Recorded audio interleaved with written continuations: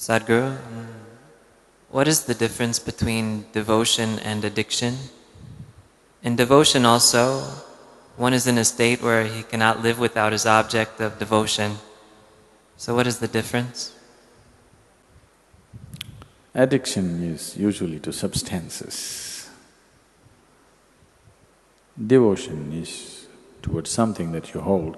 You can only be devout towards something that you hold way above yourself. Devotion cannot be practiced. It cannot be cultivated or cultured. When you are overwhelmed by something or somebody, that you see something or somebody way above yourself, far beyond yourself, naturally devotion comes. It's very natural.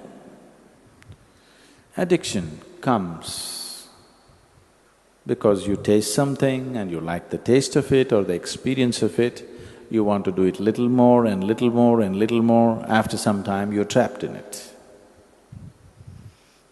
But a devotee looks more like an addict than an addict. An addict can hide his addiction, a devotee cannot hide his devotion. That's his problem.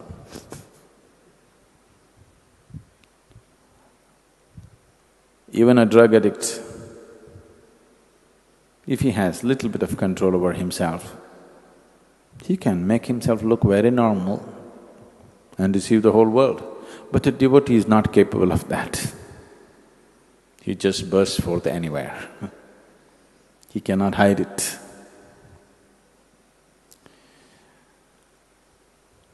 This question of devotion and addiction coming together,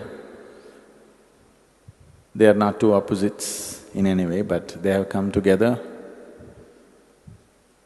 because both of them are sought, or both of them to some extent create some very pleasant or ecstatic experience within the person who is involved in it.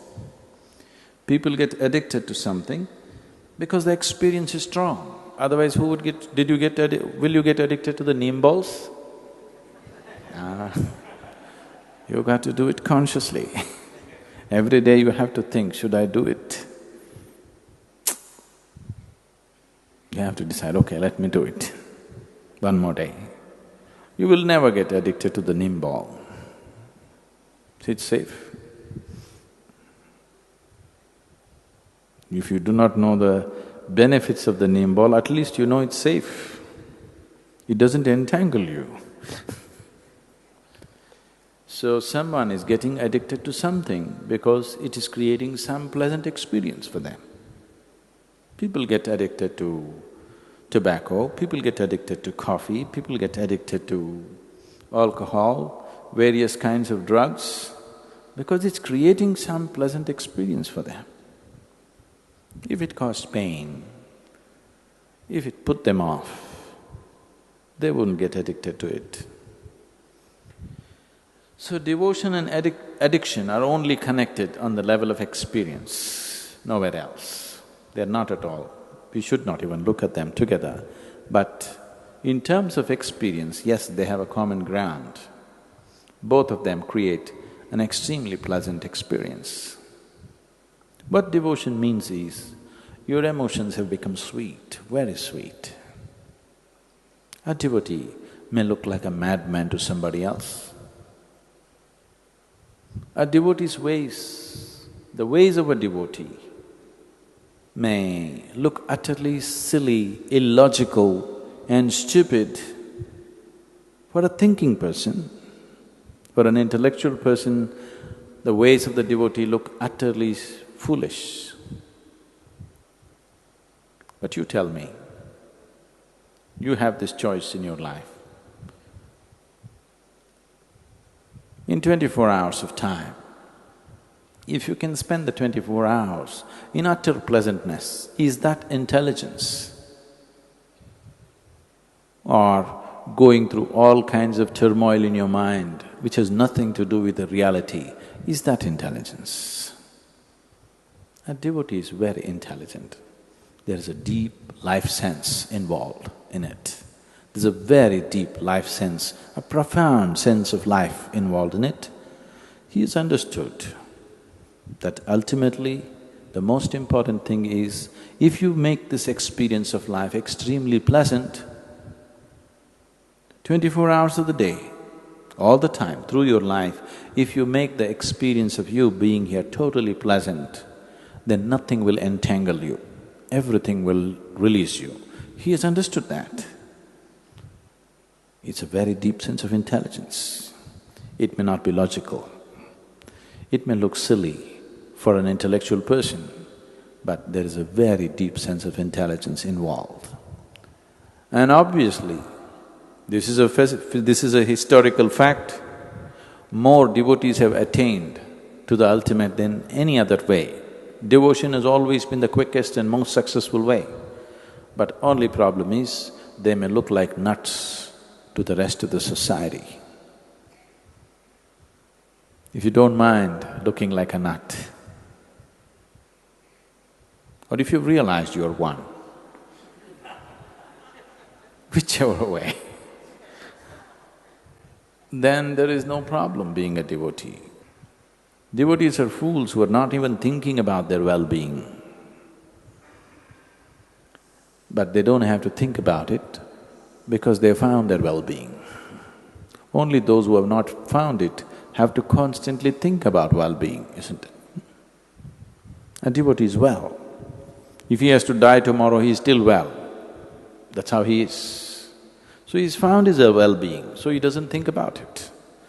He doesn't feel the need to think about his well-being because he's well, really well within himself. So it's a very, very profound sense of life. If this life sense is dissected and analyzed, it doesn't make sense, but in your experience it makes sense. So devotion also causes ecstasy. Today, simple lumps of chemicals are also labeled ecstasy. Tablets are called ecstasy.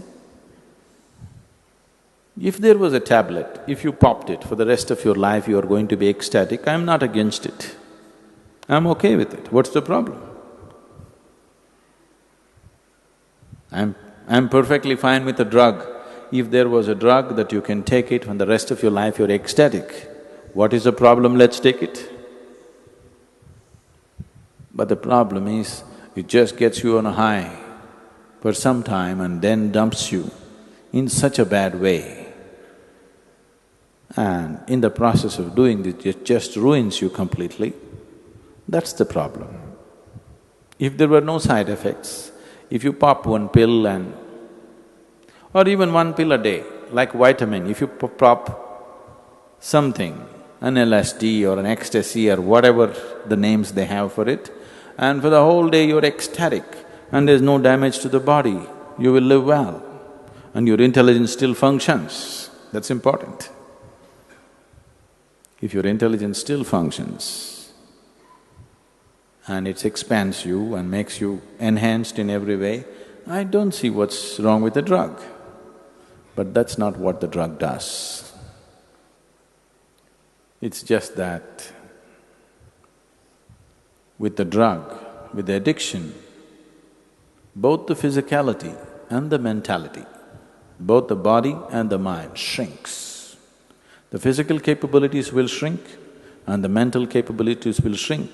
So as a human being, you're not enhanced, you're destroyed. But devotion makes you hugely enhanced. Things that you never thought you could do, now you can do because there is no limitation on you. A devotee is also insane with ecstasy, but he will never jump off a mountain or he will never jump off a high-rise building. This happened to lots of people in United States during the 60s. People jumped off high-rise buildings because they were on LSD and they thought they're free and they could fly. Devotee also feels like that, but he will never jump off because his mind and body is in full function, because he's in such a state of pleasantness within himself. So, addiction shrinks you. Devotion enhances you. Both of them could be pleasant experiences. Addiction can give you moments of pleasantness. Devotion gives you a constant sense of pleasantness. But the most important thing, it enhances you, expands you, makes you all-inclusive. Addiction pushes you to a corner, makes you totally exclusive, to a point where after a period of addiction, most people become neurotic or broken with anxieties or depression. Because the mind is broken, the body is broken. So one enhances you, another destroys you. That's the big difference.